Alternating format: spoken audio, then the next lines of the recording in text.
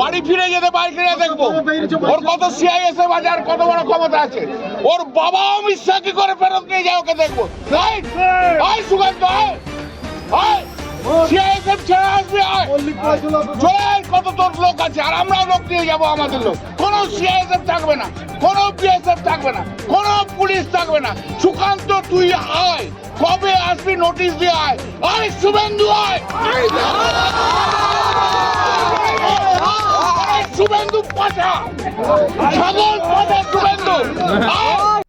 আজকে ডানকুনির মোটরডিহি এলাকায় একজন ব্যক্তি মারা যায়। এসআইয়ের কথা শুনে সে মারা যায়। তো শ্রীরামপুরের এমপি তিনি কি বলেন? অত্যন্ত দুঃখজনক ঘটনা। এখানে এই ২ নম্বর ওয়ার্ডে হাসিনা বেগম বলে ভদ্রমহিলা, ৬০ বছরের মতো বয়স, উনি ভিক্ষে করে খেতেন এবং ভিক্ষে করে খেতে এবং ওনার দুটি নাতনিয়া রয়েছে, বাচ্চা বাচ্চা নাতনি। সেই দুটি নাতনির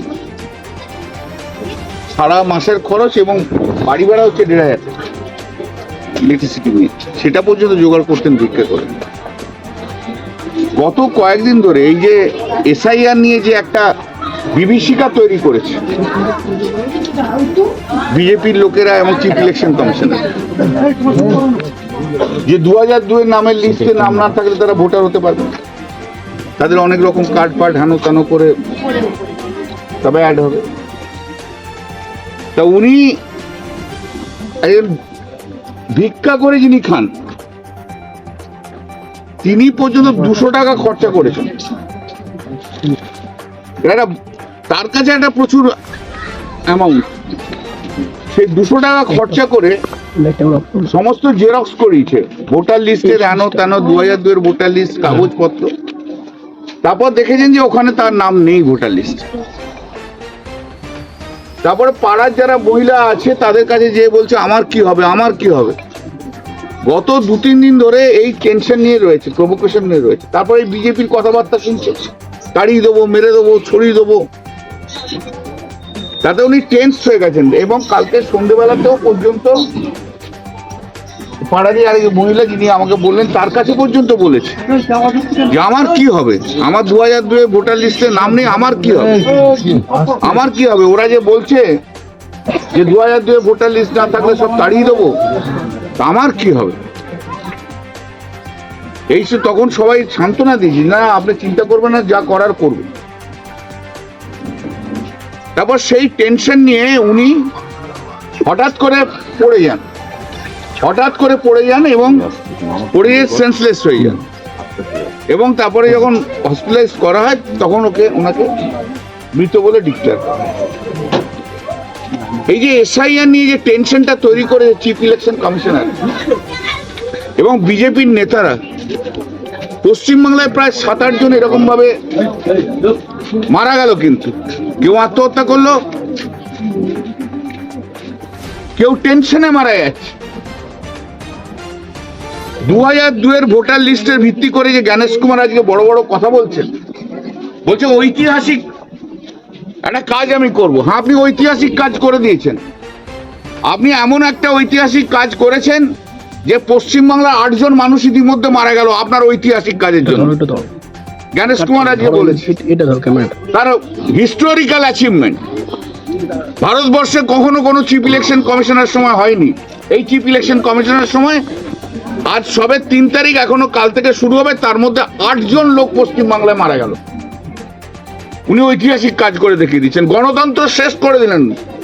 ভারতবর্ষের নাগরিকত্বের ডেফিনেশন, ভারতবর্ষের ভোটার কারা হবে তার সব ডেফিনেশন উনি চেঞ্জ করে দিলেন। উনি ঐতিহাসিক কাজ করেছেন। কার ইনস্টেন্সে করেছেন? ভারতীয় জনতা পার্টি। ওই অমিত শাহ রয়েছে, খুনি অমিত শাহ, যা রক্ত না দেখলে যিনি অমিত শাহ থাকতে পারেন না। অমিত শাহ খুশি হচ্ছে, রক্ত পড়ছে, রক্ত ডেড বডি হচ্ছে, আর অমিত শাহ নাচছে, অমিত শাহ নাচছে। উনি গুজরাটেও এই কাজ করেছেন, আজ পশ্চিমবাংলাতেও এই কাজ করছেন। ওনার মৃতদেহ চাই, অমিত শাহ আর বিজেপির লোকেদের মৃতদেহ চাই। শুধু মৃতদেহের উপর দিয়ে হেঁটে হেঁটে ওরা নির্বাচন করবে। আর এখানে সব ওই বাংলা খেকো ৬০টা আছে, বাংলা খেকো ষাঁড়, শান্তিকুঞ্জের বাংলা খেকো ষাঁড়, সেই ষাঁড় তো প্রতিদিন ভয় দেখাচ্ছে মানুষকে। এদের প্রভোকেশনের জন্য পশ্চিমবাংলা অনেকগুলো মানুষ মারা গেছে। এই প্রভোকেশন হচ্ছে ক্রিমিনাল অ্যাক্ট। হাইকোর্ট এবং সুপ্রিম কোর্টের কাছে অনুরোধ থাকবে যে আপনারা সুমোটো আপনারা এর পদক্ষেপ নিন। ইমিডিয়েটলি ইলেকশন কমিশনার এবং বিজেপির যত নেতা আছে তাদের বিরুদ্ধে পদক্ষেপ নিন।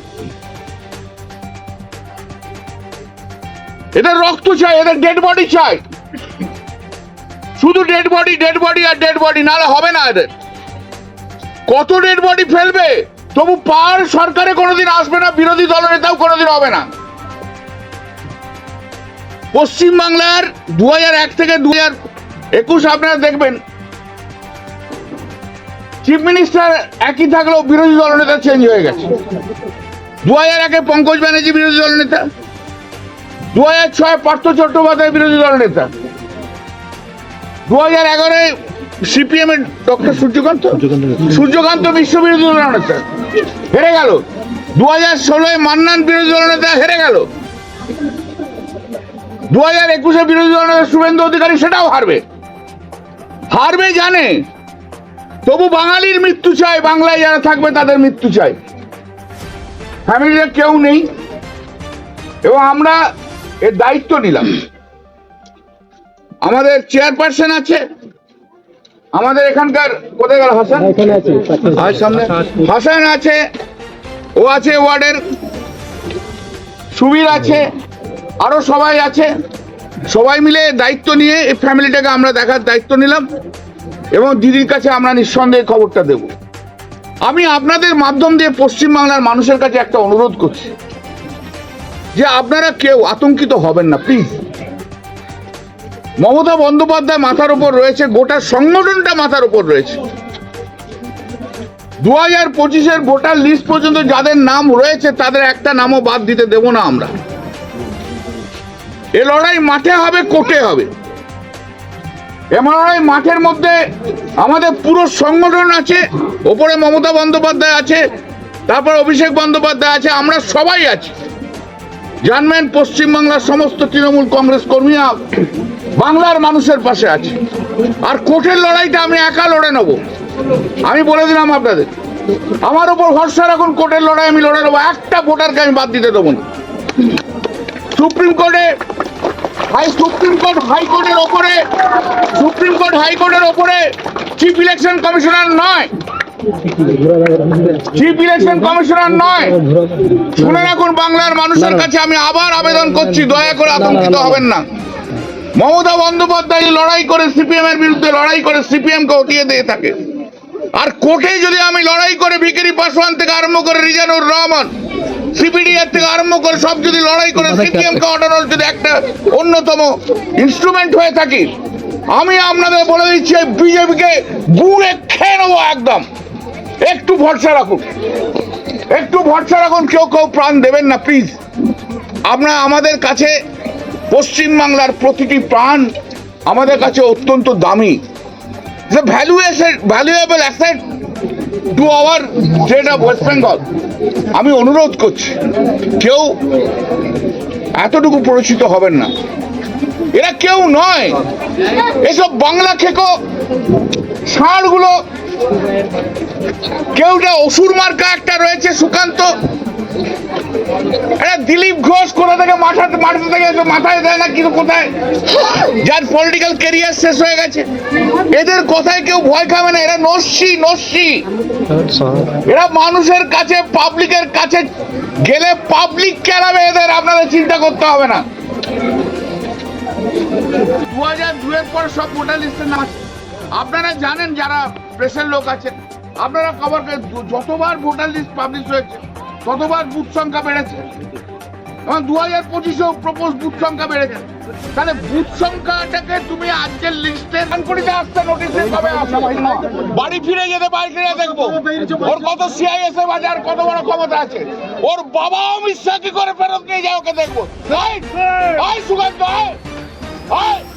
সিআইএসএফ ছেড়ে আসবে আয় চলে আয়, কত তোর লোক আছে আর আমরাও লোক নিয়ে যাবো আমাদের লোক। কোনো সিআইএসএফ থাকবে না, কোনো বিএসএফ থাকবে না, কোনো পুলিশ থাকবে না। সুকান্ত তুই আয়, কবে আসবি নোটিশ দিয়ে আয়। আয় শুভেন্দু আয়, শুভেন্দু পাঠা, ছাগল পাঠা শুভেন্দু সিআইএসএফ ছেড়ে আয়। তুই কত বড় বাপের বেটা দেখে নে, তুই দেখ বল তোর বাপকে শিশির না মোদি বল, আয় তুই দেখে যা।